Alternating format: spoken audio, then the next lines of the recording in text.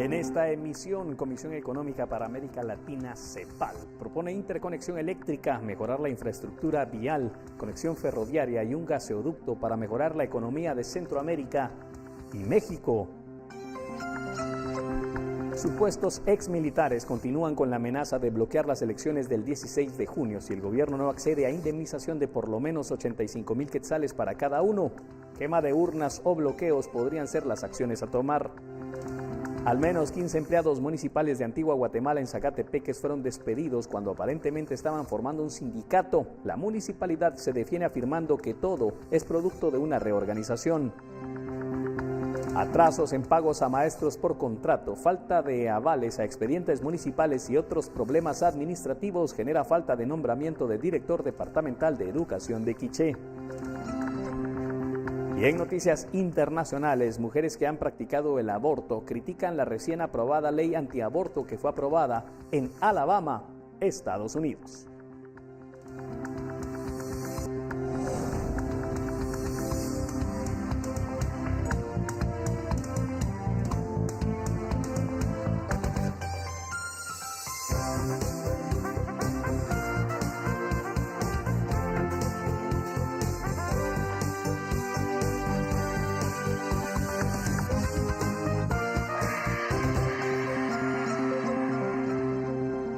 ¿Qué tal? Muy buenas tardes, bienvenidos de nuevo a esta cita con las noticias para este lunes 20 de mayo de 2019. Le pondremos al tanto de lo que ha ocurrido el resto de esta tarde de lunes en Guatemala y el mundo.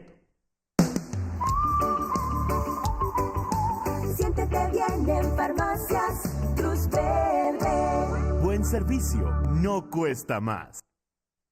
El decomiso de cocaína más grande del país, o reportado por lo menos de esta manera, efectuado en Retalhuleu, llegó a la ciudad capital vía aérea. Esto con la finalidad de ser trasladado a la Subdirección de Antinarcóticos de la Policía Nacional Civil.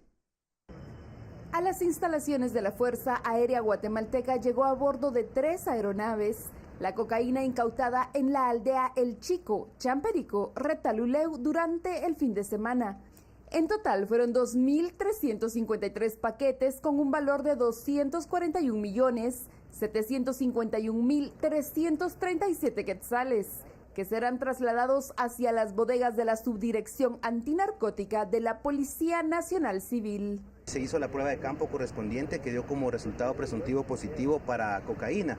Esta droga pues fue embalada y fue trasladada por medio de 3 vuelos en ese trabajo interinstitucional entre el Ministerio de Gobernación y el Ministerio de la Defensa hacia la ciudad de Guatemala. Posteriormente, en este momento se trasladará este último alijo de droga hacia las bodegas de evidencias de la Subdirección Antinarcótica en la zona 6 capitalina bajo un fuerte contingente de seguridad que son los responsables de resguardarla hasta su ingreso en esta bodega. Los paquetes fueron localizados a bordo de varias lanchas en medio de manglares, cerca de un jet semicalcinado que los transportó hasta ese departamento. A partir de ese punto del conflicto que se tuvo precisamente en esa área de Retalhuleu, se generó un acercamiento comunitario a través de Policía Nacional Civil local. Se identificó a líderes precisamente de las comunidades y se les llevó el mensaje, pues porque precisamente la policía no quería entrar en conflicto con las comunidades residentes en ese lugar. Se hace la coordinación, precisamente son ellos los que denuncian en esta ocasión el área en donde estaba calcinada esta aeronave y se ingresa de la forma pacífica como se ingresó en esta ocasión, logrando este resultado positivo.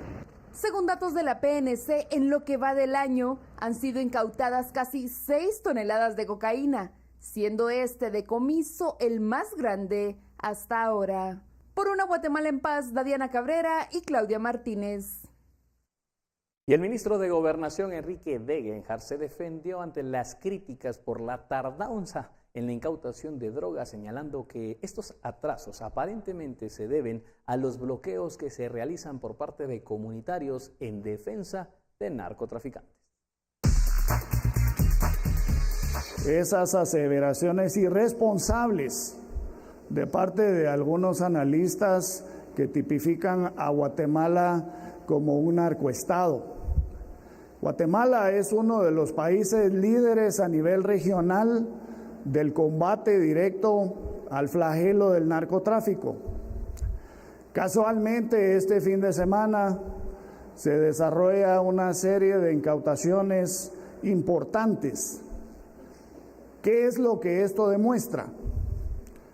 En principio, el compromiso que tenemos a nivel del Ejecutivo como Estado en esta lucha permanente que desarrollamos, de hecho, en conjunto y en coordinación con nuestros aliados de Estados Unidos. Estas incautaciones que ponen a Guatemala en una posición regional de liderazgo, lo que permiten es demostrar el compromiso. Yo creo que estamos claros que hay limitantes, estamos claros que hay miembros de la sociedad guatemalteca, comunidades en algunos casos, las cuales tienen incidencia de parte de estas estructuras criminales transnacionales. ¿A qué me refiero específicamente? Todas aquellas comunidades que eventualmente bloquean el acceso por la vía terrestre a las fuerzas de seguridad guatemaltecas para desarrollar su trabajo, pues se les invita de la misma manera que entiendan que esa no es la forma. No es usando mujeres y niños que las fuerzas de seguridad van a dejar de hacer su trabajo. Y quiero reiterarles, Guatemala es un aliado clave y estratégico del gobierno de Estados Unidos. Y esos pseudoanalistas que dicen que este es un estado cooptado por el narco, yo creo que deberían de analizar las estadísticas de incautaciones, el trabajo conjunto que se hace con las unidades de investigación criminal norteamericanas antes de emitir esos comentarios irresponsables. En otros temas, 9 presuntos integrantes de una estructura criminal dedicada a estafar personas a través de una página de internet, la página OLX, ahora enfrentan juicio. Esto en el Tribunal de Mayor Riesgo A. El Ministerio Público reprodujo escuchas telefónicas. En el debate fueron presentadas las sesiones telefónicas como pruebas en contra de los 9 presuntos integrantes que se dedicaban a estafar a personas que anunciaban por internet la venta de equipo o maquinaria. Fueron reproducidas por el Ministerio Público.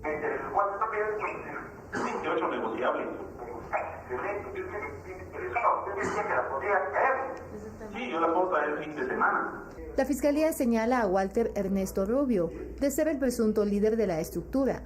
Es acusado de estafa propia en forma continuada, asociación ilícita y conspiración para cometer estafa propia. En las escuchas telefónicas se ha determinado que Rubio utilizaba nombres ficticios para identificarse. Primero seleccionaban los bienes que serían estafados y después contactaban a la víctima vía telefónica. Depositaban en la cuenta de los agraviados aparentando el pago. El propietario creía que había sido acreditado el pago a su cuenta y entregaba sus bienes. Voy para el banco ahorita, le voy a comprar un cheque en casa, no sé quién se lo compra.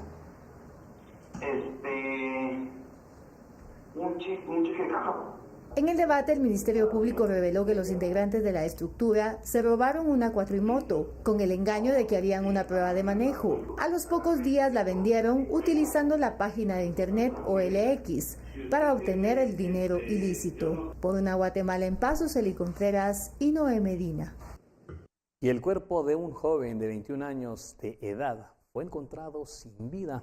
Estaba recluido en el Centro Correccional de Las Gaviotas en la zona 13. Un hombre de aproximadamente 21 años fue encontrado sin vida dentro del Centro Juvenil de Detención Las Gaviotas, informaron los bomberos municipales, un centro que debería albergar únicamente a menores de edad según la ley. Los socorristas atendieron la emergencia en la 13 calle y segunda avenida de la zona 13, pero no pudieron reanimarlo, además de indicar que presentaba señales de violencia, aunque no lograron determinar las causas de su muerte. Las Gaviotas, un centro para jóvenes en conflicto con la ley penal, ha sido escenario de motines, crímenes e intentos de fuga. Por ello, los vecinos del sector solicitan de nuevo a las autoridades que trasladen del lugar este centro, ya que representa un peligro para ellos. La problemática que realmente hay acá es este centro acá, que si partimos de la ley, este tipo de centro no debería estar dentro del casco urbano, pero a las autoridades les importa poco que este centro esté realmente ubicado en este sector. Ya con anterioridad ya se dio que se salieron los muchachos del centro, trayendo consecuencia el peligro de los vecinos, de la vida realmente, pero no hacen absolutamente nada. Y nosotros hemos solicitado en varias ocasiones por distintos medios que se haga un cambio de este centro, de este lugar, que lo trasladen a otro lado. Uno de los problemas es realmente la inseguridad, la zozobra con la cual todos los vecinos del sector tenemos, porque cuando los muchachos se amotinan realmente tenemos realmente miedo de que los muchachos se salgan e ingresen a las viviendas y conlleve el peligro de la vida de todos nosotros, ¿verdad? Demandas que se han intensificado desde el 3 de julio del 2017, cuando 3 internos fueron ultimados en un motín en el que los inconformes irrumpieron en una bodega vecina y causaron daños. Por una Guatemala en paz, Andrea Domínguez, y en cámara, María René Barrientos. Vamos ahora a información desde Zacatepeques. Más de 15 empleados municipales de Antigua Guatemala fueron despedidos luego de una supuesta reorganización. Así lo informaron las autoridades. Los cesados aducen que los retirados de sus puestos fue porque aparentemente estaban integrando un sindicato. Ahora está en trámite en el Ministerio de Trabajo incluso el tema de la reinstalación.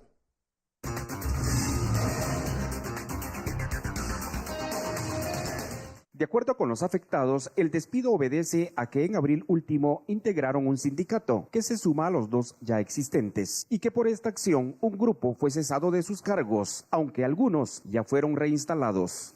Únicamente los empleados municipales que forman parte de este sindicato fueron despedidos sin motivo alguno, ante una clara represión por parte de la señora alcaldesa municipal Susana Heidi Asensio Loer, en colusión con el juez de asuntos municipales Mario Fernando Guerrero y con la intervención del abogado Francisco Javier Fuentes Carballo. Las autoridades municipales argumentan que los despidos obedecen a una reorganización interna de la institución y por deficiencias laborales. Es parte de reorganización dentro de la municipalidad, no tienen un motivo específico dado, sino que es parte de la reorganización. Algunas personas que estaban también realizando un trabajo deficiente. Los alcaldes auxiliares están preocupados porque uno de los despedidos es el jefe de obras municipales, por lo que podría retrasarse la ejecución de los proyectos.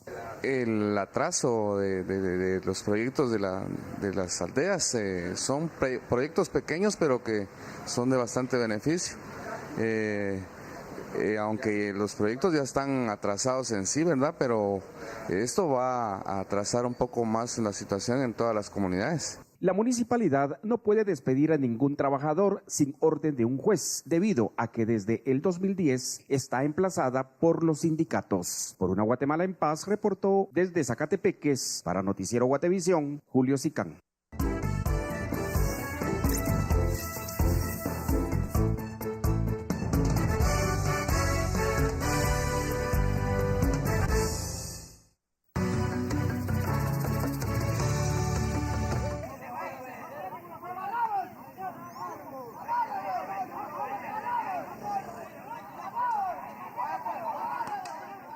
Y supuestos militares retirados bloquearon al menos 8 carreteras del país para exigir al Estado una indemnización de 85,000 quetzales y una vivienda para cada uno de los integrantes.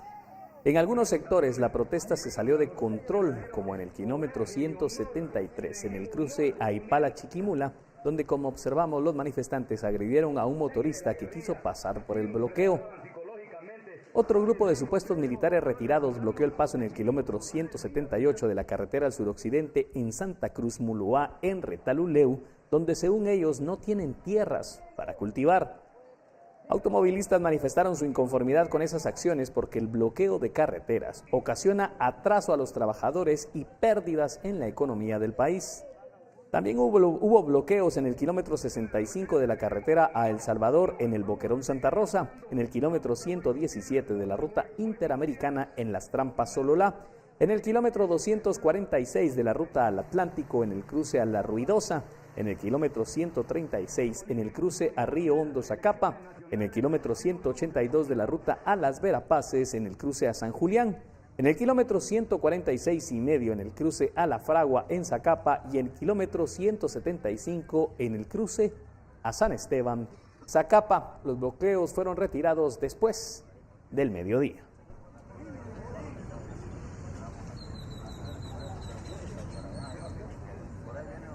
Pero también llegaron a la capital con la amenaza de bloquear el proceso electoral el próximo 16 de junio. Los veteranos del ejército demandan el pago de por lo menos 85,000 quetzales por persona. Bajo la amenaza de que pueden armar bombas y señalando no temerle a la Policía Nacional Civil, un grupo de exmilitares que supuestamente prestaron servicio durante el conflicto armado interno demandan el pago de 85,000 quetzales a cada uno, así como tierras para cosechar y una vivienda. Según los dirigentes, son 1.7 millones de exintegrantes de las Fuerzas Armadas a los que el Estado les debe pagar. Quiero mandarle este mensaje al ministro de Gobernación, que tome en cuenta que los soldados de tropa lucharon en la montaña, derramando sangre, peleando contra el traidor enemigo que es la guerrilla. Y quiero decirle, señor ministro, que los soldados que están ahorita aquí en el Congreso de la República, ellos tienen capacidad de armar bombas y hacer muchas cosas que aprendimos en el ejército, y no le vamos a temer a sus policías, no le vamos a temer a nadie en que usted nos mande. Si nos toca morir, como morimos en la montaña, moriremos en las calles peleando nuestros derechos, y le responsabilizamos a ustedes de ahorita.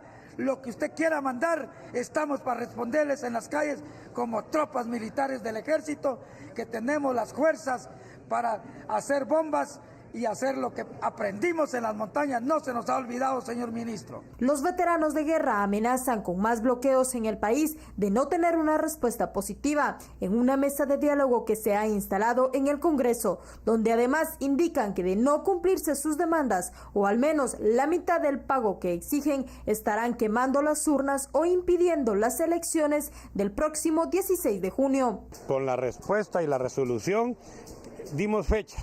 Queremos un anticipo para esta gente antes de las elecciones, si no, lamentablemente, les pido disculpas, no habrán elecciones. ¿Sí o no, señor? Lamentablemente. Óigame, qué vergüenza, créanme, qué vergüenza para otros países, qué vergüenza a nuestro país llegar a esos extremos cuando han tenido el dinero en la mano. Ante las amenazas, el ministro de Gobernación aseguró que no dejarán que éstas se cumplan. Todos esos mensajes que de alguna manera han enviado algunos de ellos, en donde llegan al punto inclusive de amenazar el proceso electoral, es algo que no vamos a permitir. Insisto, este es un llamado a la reflexión. El Ministerio de Gobernación va a garantizar el Estado de Derecho y les pedimos, por supuesto, que depongan estas actitudes de hecho y se sienten a conversar con los funcionarios con los que tienen que conversar.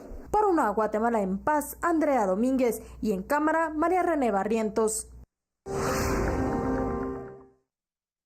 La misión de observación electoral de la Organización de los Estados Americanos, OEA, rechazó las amenazas de supuestos exmilitares de boicotear las elecciones de junio tras las protestas realizadas este día. La misión de observación electoral de la Organización de los Estados Americanos para las elecciones generales y del Parlamento Centroamericano en Guatemala rechaza categóricamente las amenazas de exmilitares de Guatemala de un posible boicot a los comicios. Así lo afirmó en un comunicado la organización. La misión también realizó un seguimiento a los casos de candidaturas presidenciales que han sido conocidos por la justicia constitucional, refiriéndose a la Corte de Constitucionalidad. La semana pasada la Corte dejó fuera de la contienda electoral al exfiscal general Telma Aldana y a Suri Ríos, hija del fallecido exdictador Efraín Ríos Montt. La falta de certeza en las candidaturas continúa siendo un problema que afecta de forma negativa al proceso electoral en Guatemala, concluye el comunicado de la misión. Y el ministro de Gobernación, Enrique Degenhardt, aseguró que la ex fiscal general del Ministerio Público, Telma Aldana, será detenida cuando sea ubicada, señalando incluso que la captura solo puede ser efectiva si regresa a Guatemala. En el caso de Telma Aldana, la orden de aprehensión sigue estando vigente. Dicha orden de aprehensión será ejecutada en el momento en el que ella regrese a territorio nacional. El Ministerio de Gobernación no tiene la facultad para emitir la orden de aprehensión internacional. Eso solo lo puede hacer el juez contralor que lleva el caso. Lo que estamos es esperando que regrese. Desafortunadamente, hasta este momento no está en territorio guatemalteco, pero nosotros estaremos a la espera de su retorno para ejecutar dicha orden. Y la candidatura presidencial de Edwin Escobar continúa en incertidumbre por el finiquito que obtuvo con orden judicial.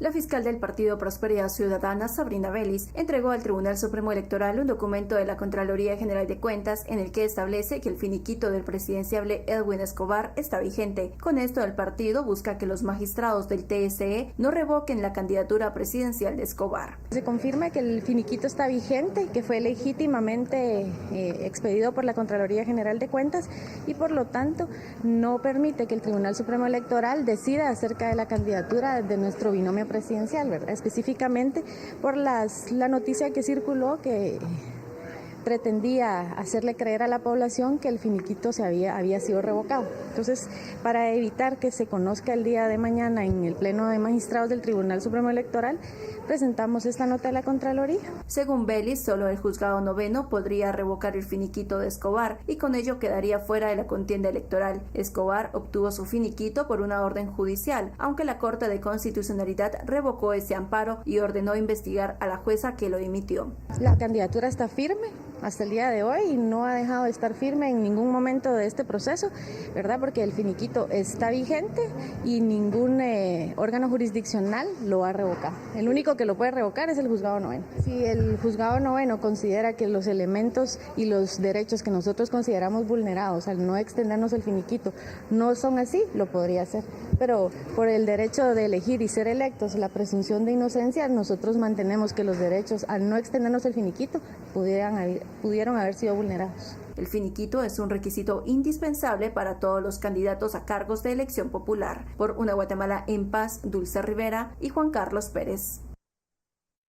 Y los guatemaltecos son capacitados sobre cómo identificar un voto nulo para las próximas elecciones. El Instituto Electoral ha capacitado a más de 50,000 personas que integrarán juntas receptoras de voto, juntas municipales y departamentales. Se espera que en los próximos días capaciten a 60,000 personas más. Todas estas personas estarán el día de la elección distribuidos a nivel nacional. Tenemos 140 técnicos en todo el país y ellos tienen diferentes herramientas electrónicas para programar sus capacitaciones. La mayoría de capacitaciones ya están programadas y sabemos quiénes las van a atender. Dentro de la inducción, el TSE enseña a los voluntarios cómo deben actuar el día de la elección y cómo determinar cuando un voto es nulo, válido o en blanco. En nuestras capacitaciones tenemos un apartado específico para explicarles por medio de un video y ejemplos prácticos la calificación de los votos y cómo abordar el tema con los fiscales. El segundo tema importante, novedoso, es que el documento número 2, que es la estadística de control de votantes, incluye ahora en su reverso una estadística de votantes con discapacidad, para que tengamos mejor información sobre la población votante en esas condiciones. Se les explica cómo se califican los votos en sus 4 diferentes posibilidades, digamos, el voto nulo, los votos inválidos, los votos válidos y los votos en blanco. En cuanto al voto nulo, se les explica que si hay 2 casillas marcadas es un voto nulo, que si hay una X en toda la papeleta es un voto nulo, pero sobre todo que ellos tienen que aprender a valorar la intencionalidad del voto. Los integrantes de las juntas receptoras de votos son quienes garantizan la transparencia de la elección general, ya que verifican que los votantes porten su DPI y velan por el cuidado de las papeletas. Por una Guatemala en paz, Dulce Rivera y Juan Carlos Pérez. Y las autoridades de Coatepeque en Quetzaltenango se reunieron para analizar el tema de la seguridad para el día de las elecciones, pues afirman que han identificado zonas con probabilidades de conflicto.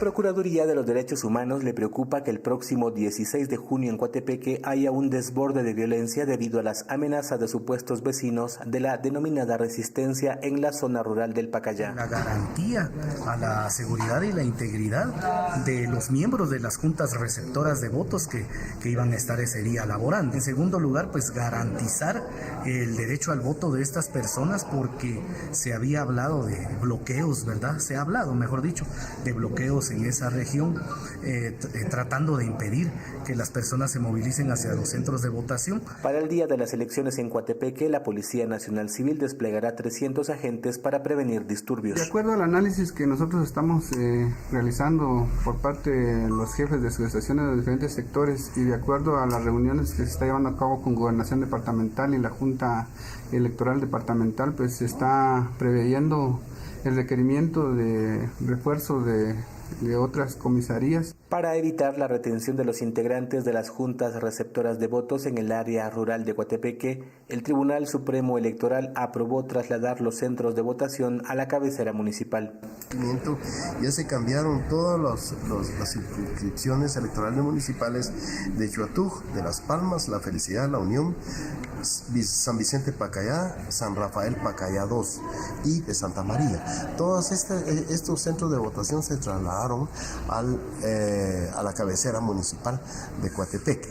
El jefe de la Fiscalía del Ministerio Público en Coatepeque se mostró preocupado por las amenazas a la seguridad pública en ese municipio. Estamos solicitando al señor gobernador más presencia policial el día de las elecciones, el resguardo de los centros de votación y de los centros de votación básicamente para que se pueda vivir esta fiesta cívica en paz y que la población de Coatepeque pueda acudir a las urnas o los centros de votación con la mayor comodidad y la paz posible. Por una Guatemala en paz, desde Quetzaltenango, Maynor Toc, noticiero Guatevisión. Y antes de la pausa le informamos que pobladores de Puerto de San José en Escuintla están inconformes por el cierre de un centro de votación. Aseguran que esa medida afecta a por lo menos 900 personas que desde hace 20 años emitían el sufragio en ese lugar.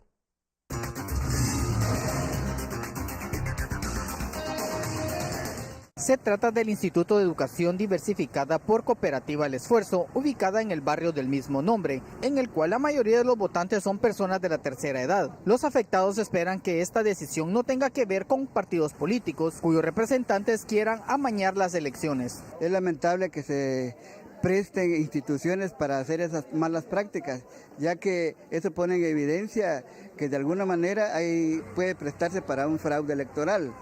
Lamentablemente se están haciendo cambios de las mesas electorales. El único temor que tenemos es que lo que más afecta es a las personas de adultos, ¿verdad? De la tercera edad.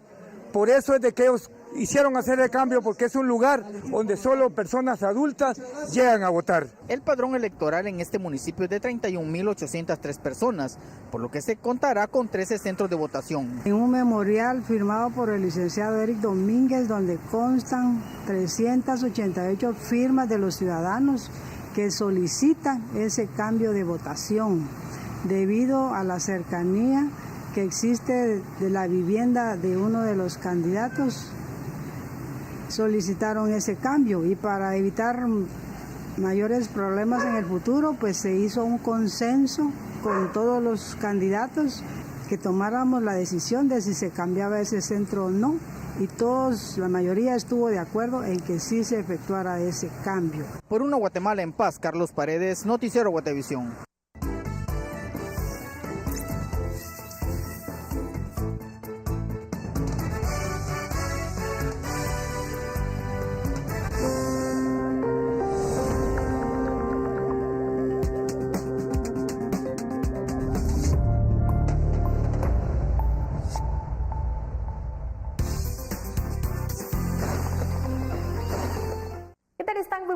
lunes. A continuación les comparto el pronóstico del clima para el día de hoy, lunes 20 de mayo, donde prevalece el ambiente cálido y brumoso sobre todo el territorio nacional. Esto debido al ingreso de humedad por ambos litorales del Atlántico y del Pacífico. A continuación conozcamos las condiciones del clima para las regiones del oriente y la costa sur, donde prevalecen las lluvias con actividad eléctrica en horas de la tarde y parte de la noche del día de hoy. Y para la meseta central y occidental, las mismas condiciones de lluvia, pero con acumulados importantes en la región del occidente con posibilidad de caída de granizo. Más adelante continuamos con esta información.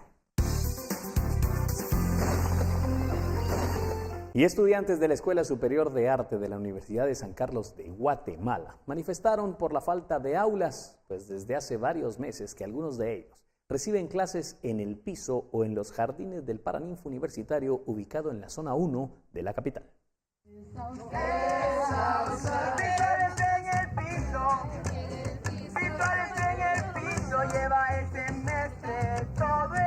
Una manifestación artística realizaron los estudiantes de la Escuela Superior de Arte de la Universidad de San Carlos de Guatemala, quienes mostraron su descontento por la falta de un espacio digno para aprender, pues desde hace 5 meses unos 400 jóvenes reciben clases en el suelo. Los afectados estudian la licenciatura en arte en las ramas de teatro, danza, música y artes visuales. Decidimos manifestar cuando miramos que el diálogo pues se está extendiendo demasiado y decidimos tomar cartas en el asunto de una manera artística como lo sabemos hacer. Realmente no tenemos espacio y incluso de los pasillos aquí del Paraninfo nos sacan porque no hay espacio, somos demasiados. Tú vienes a las 7 de la mañana con el frío y todo, y los encuentras tirados en el piso pintando, haciendo sus dibujos, esforzándose por querer pues aprender, ¿verdad? Y que los maestros también han estado en estas condiciones. Creemos que como artistas merecemos ser tratados con dignidad, como estudiantes de la Universidad de San Carlos de Guatemala, que somos también. Catedráticos de la Escuela Superior de Arte y autoridades de esta casa de estudio sostuvieron una reunión en la que plantearon los puntos en desacuerdo. Hoy es la fecha que no se han hecho los pagos del IX, es decir, todos los maestros de la Escuela Superior de Arte, de enero a la fecha, no contamos con seguridad social. Y de un día para otro se nos vedó el acceso a los parqueos que hemos venido utilizando los últimos 12 años. Pero ya por parte de la Universidad de San Carlos y del señor rector se están buscando todas las opciones posibles para poder agilizar este proceso, lo cual reconocemos que no es fácil para la universidad porque tenemos mucho aumento de población estudiantil y no contamos con los espacios. Que ya llevamos 11 años de existencia y no ha habido la posibilidad de tener un edificio propio. Mientras tanto, sí vamos a tener que apurar a las autoridades del Ministerio de Cultura y Deportes porque realmente necesitamos esos espacios para que ellos puedan llevar a cabo sus estudios correspondientes. Los estudiantes de la Escuela Superior del Arte aseguran de no encontrar un acuerdo, van a continuar con estas manifestaciones. Por una Guatemala en paz, es Limel Garejo. Y más de 3 meses han pasado desde que se destituyó al director departamental de Educación de Quiché y hasta ahora no se ha nombrado a un sustituto, por lo que se mantiene un director interino, pero las autoridades municipales se quejan de que los trámites se han vuelto lentos o no se realizan por la falta del director.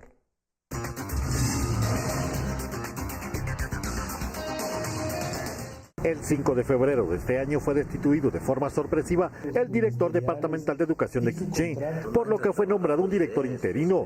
Atrasos en pagos a maestros por contrato, falta de avales a expedientes de municipalidades y problemas administrativos demuestran que la dirección camina sin rumbo. Como ese es un proceso que llevan en el Ministerio de Educación, yo realmente aquí pues estoy realizando las funciones que ellos me encomendaron, ¿verdad? Las quejas empiezan a surgir. Los alcaldes expresan su molestia por el atraso en avales para expedientes de proyectos en educación, lo que causó que quedaran fuera del presupuesto del CODEDE. Según un informe de la Dirección Ejecutiva del Consejo de Desarrollo Departamental de Quiché, los proyectos para educación serán los que menos se ejecutarán el próximo año con fondos de esta instancia. Pienso que ha afectado un poco también la falta de director departamental de educación. Entonces, lo estoy haciendo con el afán de suplicar y pedir que se pudiera agilizar los avales, ¿verdad? Para nosotros las municipalidades no tener mayores problemas. Reina Belsa Mayoa, gobernador de Quiché, dijo que ya se comunicó en reiteradas ocasiones con el ministro de Educación, pero la respuesta para nombrar a un nuevo director departamental ha sido negativa. Por una Guatemala en paz desde Quiché, Héctor Cordero, Noticiero Guatevisión.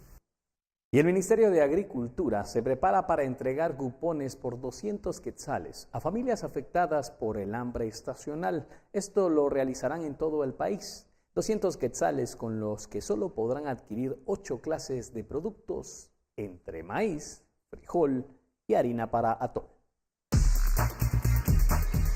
La impresión de cupones canjeables por alimentos iniciaremos con la entrega lo antes posible. Cuando les hablo de lo antes posible, estamos hoy a 20 de mayo, pues como fecha límite tendría que ser a finales de este mes. Esperamos que sea un poco antes, pero hablemos del peor de los casos, que fuera a finales del mes de mayo. Tenemos proyectado atender a 354,000 agricultores en los 21 departamentos del país afectados por la sequía prolongada en el año 2018 y como consecuencia de esto hoy están sufriendo el periodo de hambre estacional. Cada cupón tiene un valor de 200 quetzales y representa una inversión para el gobierno de 75 millones de quetzales. La entrega es personal e intransferible y los beneficiarios deben presentarse, como siempre lo hemos hecho en los otros eventos, al lugar que se les convoque presentando su DPI. Posteriormente podrán canjearlo en el comercio de su preferencia, siempre y cuando éste emita la factura por los productos autorizados, que son 8 productos los autorizados en el cupón. Y más de 100 escuelas han sufrido daños durante las últimas lluvias, algo por lo cual ahora el Ministerio de Educación afirma se están trabajando para que estas puedan ser utilizadas como centros de votación. Hay problemas de luz, agua, sanitarios y de rampas que ya la viceministra administrativa le está dando todo el seguimiento. Pero la información que quiero compartirles es que nosotros estaremos entregándole al Tribunal Supremo Electoral los edificios el día jueves anterior por la tarde, de manera que puedan tenerse los suficientes periodos de tiempo para preparar el acto sin dificultad y esperamos recibirlos el día martes siguiente al evento electoral. Esa es la disposición y esos son los acuerdos a los que se ha llegado.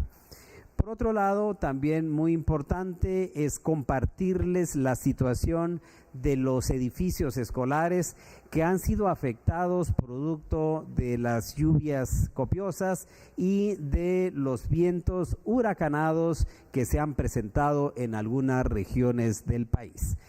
Siguen siendo 130 edificios escolares los afectados productos de estas lluvias.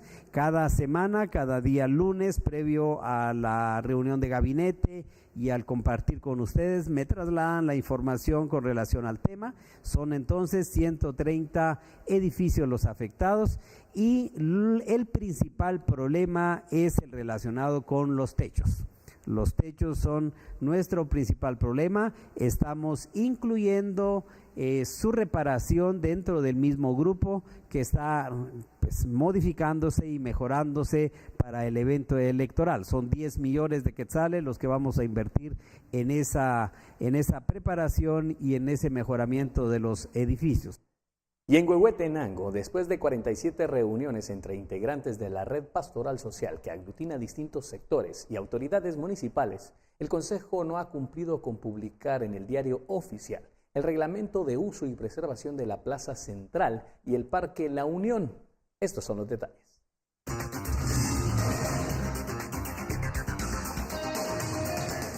El objetivo del reglamento es normar el uso de la plaza, restringir algunas actividades y evitar el cierre de vías, aparte un reordenamiento y el futuro traslado de vendedores informales. Para darle vida legal al acuerdo debe ser publicado en el diario oficial. Sin embargo, la comuna ha retrasado este paso para que entre en vigencia. Van ya 60 días desde que la municipalidad emitió el dictamen favorable y aún no se ha publicado.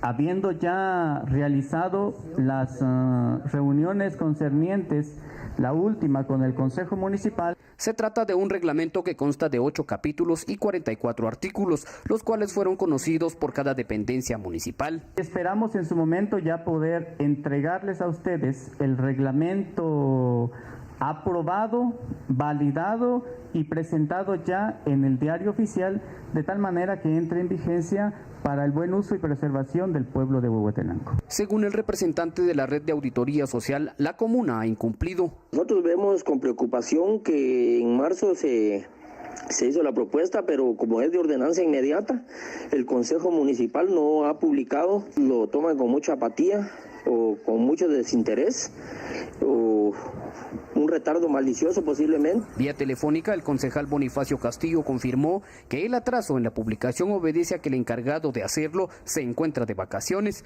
Por una Guatemala en paz, reporta May Castillo, Noticiero Guatevisión. Y las tarifas de energía eléctrica subieron desde el 1 de mayo entre 6 y 7 centavos para los usuarios de la empresa eléctrica de Guatemala y entre 2 a 3 centavos para los de las distribuidoras de Energuate, según resolución de la Comisión Nacional de Energía Eléctrica. El Ministerio de Energía y Minas asegura que este aumento solo afecta a los que no tienen aplicada la tarifa social. Los precios de tarifa de energía los fija la Comisión Nacional de Energía Eléctrica en base a la revisión de los postdespachos y despachos que se planean hacer. En base a ello, hubo un incremento en los precios del carbón que representó el 25% más o menos. Es importante recordar que el 47.3% de la semana 18 fue generado con carbón. Entonces, creo que una de las afectaciones que se ha producido es, en este caso, la matriz de generación entre renovables y no renovables tuvo un incremento derivado a que la generación con recurso hídrico se vio mermada. Esto es básicamente en las características que se dieron de enero a abril, que representó prácticamente un año, pues parte de lo que se conoce como un año niño, y que en realidad ha tenido sus afectaciones en cuanto a la cantidad de recurso hídrico con que se está generando. Esto es precisamente lo que modificó básicamente los precios de tarifa, presentando en este caso para Deoxa 1.86, de Orsa 1.76 y 1.22. Estas variaciones es importante recordar que la tarifa social sigue vigente y que en este caso los usuarios más necesitados pues no reciben esta afectación, solo los que saben fuera de las bandas definidas para el aporte.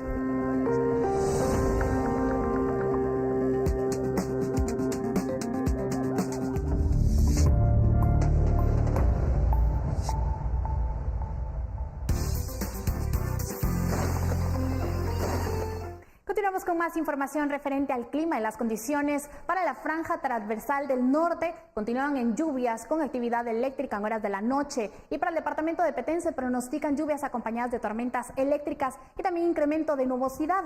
Las condiciones del clima para los próximos 3 días en la ciudad capital. Esperamos para el día de mañana, martes y miércoles, tormentas acompañadas de actividad eléctrica. Y las temperaturas máximas estarán registrando entre los 24 a los 25 grados centígrados. Y para el día jueves, cielos parcialmente nublados con temperaturas máximas de 24 grados centígrados. Y el día de mañana el sol saldrá a las 5:33 de la mañana y se ocultará a las 6:24 de la tarde. Hasta aquí llegamos con información, pero sigan en sintonía de Noticiero Guatevisión.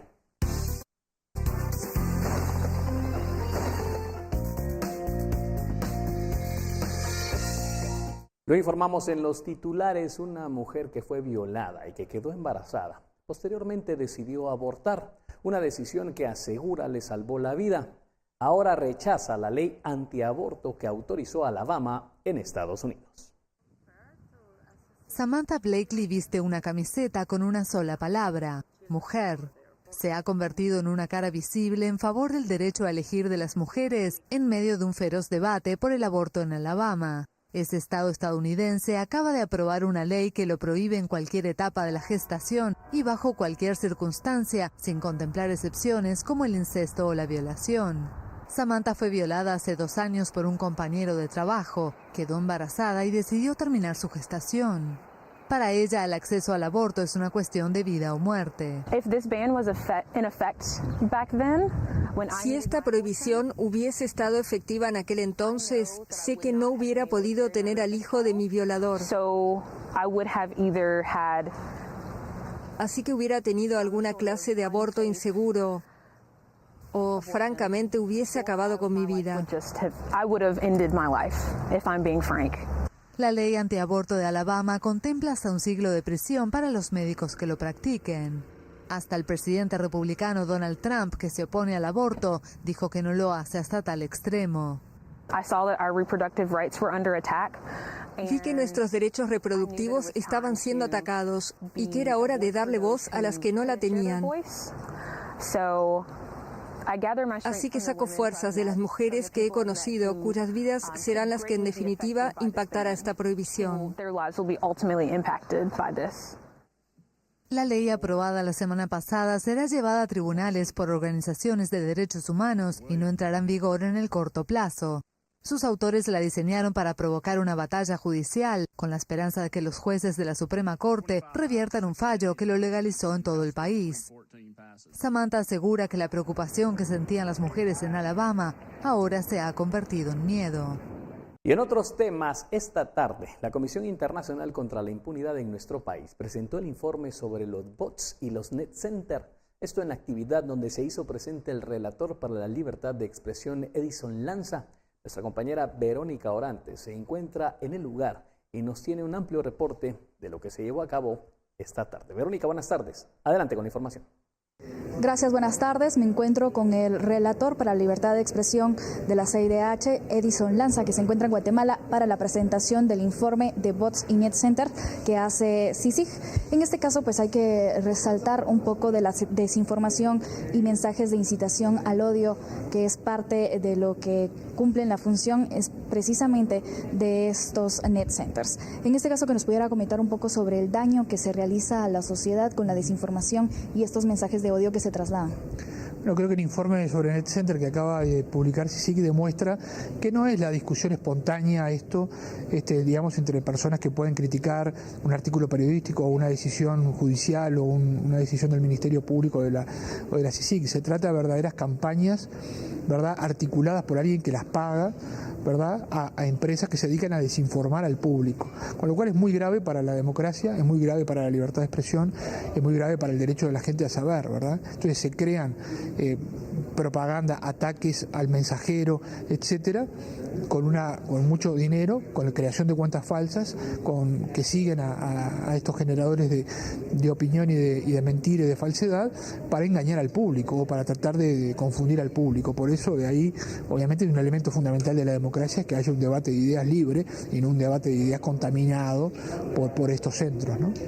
En este caso también se hablaba un poco sobre mermar sobre la credibilidad del periodista, sobre los medios de comunicación en una batalla o en un espacio minado en las redes sociales.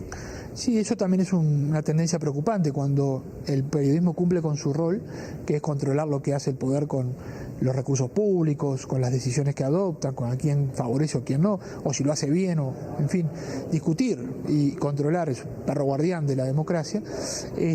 Muchas veces vemos que los presidentes, los ministros, los legisladores, en lugar de explicar cuando sale una información que los complica o que los pone en una situación comprometida, en lugar de explicarla al público, el objeto de esa información, desacreditan al medio y dicen que es fake news, que es mentira, y no responden. Entonces, digamos, tiene un costo monumental para la democracia, ¿no? Porque estamos entrando en una situación casi hasta de cinismo, digamos, ¿no? En vez de explicar, mire, este medio dice tal cosa, ¿es así o no es así? ¿Qué pasó? No, esto es fake news, no lo respondo. Entonces, ¿cuál es el tipo de rendición de cuentas que tenemos en una democracia con este tipo de procedimientos, ¿no? ¿Cómo ha visto en Guatemala, digamos, el utilizar estos net centers con los medios de comunicación y un poco el análisis que se hacía de la lucha contra la corrupción y CICIG? Bueno, notoriamente creo que esto que decíamos se está aplicando aquí, ¿no? En Nicaragua, lamentablemente, en Guatemala, lamentablemente, ¿no? Y hay una serie, digamos, de pruebas muy claras de que justamente hubo campañas orquestadas para aquellos que publicaban hechos de corrupción, para periodistas que daban seguimiento a las investigaciones de CICIG, para funcionarios de CICIG, por supuesto, y basadas en falsedades, en datos personales, en descalificaciones por razones de género, de que una periodista sea mujer, bueno, y por una narrativa, digamos, montada, como que en realidad el crimen organizado que era investigado por CICIG terminó siendo los periodistas de CICIG quienes estaban coludidos. Es una cosa absurda, pero que realmente se ha diseminado en las redes sociales aquí en Guatemala, ¿no? Muchísimas gracias. Pues como ustedes escuchaban, él es Edison Lanzan, y hay que resaltar que parte del informe también hacía constar que se hizo un análisis por parte de CICIG en el que la lucha contra la corrupción tenía un 80% de aprobación y menos del 20% tenía desaprobación, que es por parte de estos mensajes de bots y net centers. Para toda la información, recuerde sintonizarnos a las 9 de la noche. Soy Verónica Orantes, me acompaña en cámara Juan Diego González. Y en información al cierre, Conred publica en su cuenta de Twitter que el río Cis, ubicado en Corinto, en Mazatenango, Suchitepeques, en este momento se encuentra crecido a raíz de la lluvia que continúa en el lugar, por lo que es importante atender en todo momento las indicaciones que emitan las autoridades respecto al crecimiento del caudal del río Cis, ubicado en Corinto, Mazatenango, Suchitepeques. Con esta información al cierre, nos vamos. Gracias por su sintonía. Quédese en la programación de Canal Guatevisión.